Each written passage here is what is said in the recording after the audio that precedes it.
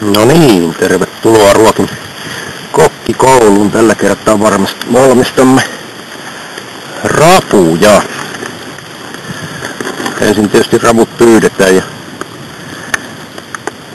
tässä on tällä kertaa täplärapua. Keitinvesi kiehuu. Siinä on 5 litraa vettä ja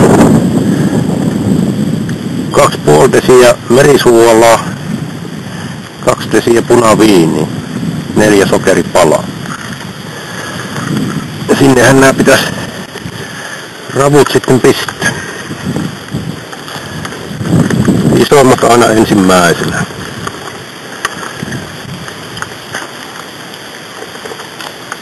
Kestää pitempään tuo kypsyminen. Ja aina vauvatella, että vesi kiehuu ennen kuin uuden laittaa sen.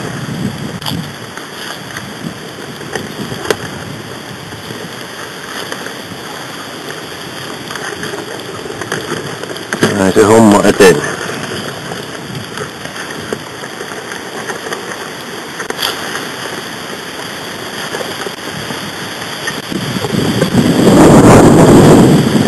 Tosiaan tää keittäminenhän kannattaa tehdä just tällaisella jumalattomalla tuulella. Meillä on vielä pohjoistuulella, että menee homma mahdollisimman hankalaksi. Ei pääse liian helpolla.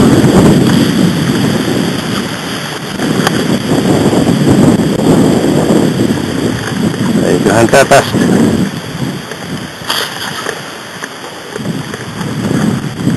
Kun hiljaa hyvä tulee.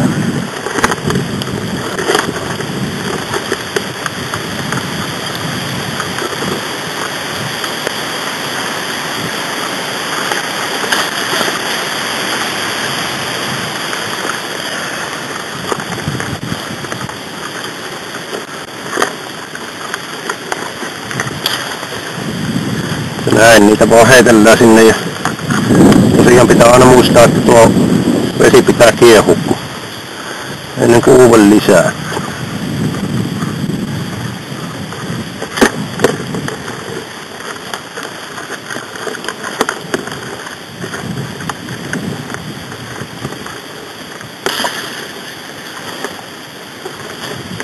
Ei pääse rapu kärsimään liikaa sitten keittovaiheessa. Ja tietenkin kaikki ravut pitää olla aina eläviä, kun niitä laitellaan tuonne. Kuolleita ei saa laittaa.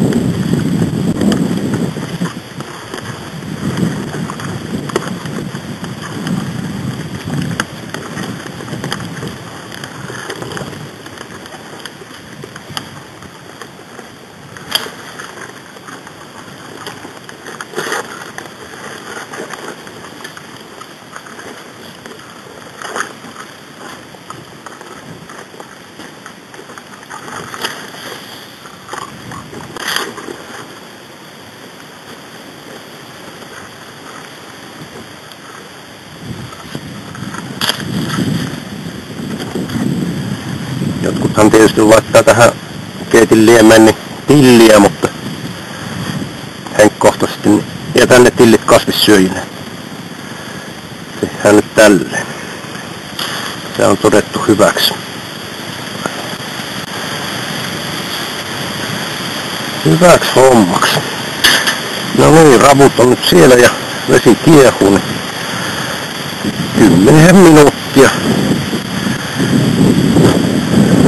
Sitten ne alkaa olla valmiita. Tässä vaiheessa on hyvä ottaa vaikka kupillinen kahvi. Palaamme kohta. No niin. Nyt on kahvit on ryystetty ja ravutkin on ollut jo siinä ihan riittävän pitkään.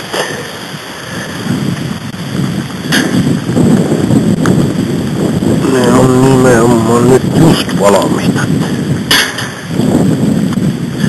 Muuta kuin siirretään Kattilajärveen jäähtymään.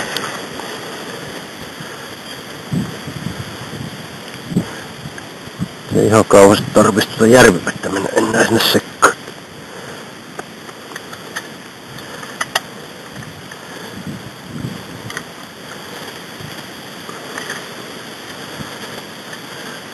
Siihen niin.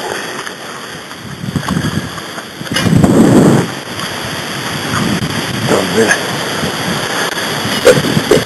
kansi päälle. Siitä ne saa sitten jäähtyä.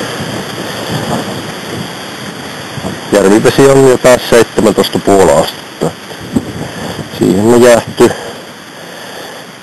jäähtyy suurin piirtein tunti. Sen jälkeen ne siirretään sitten jääkaappiin tai kylmiöön. Operaatio suoritettu. Ja näin tällä kertaa.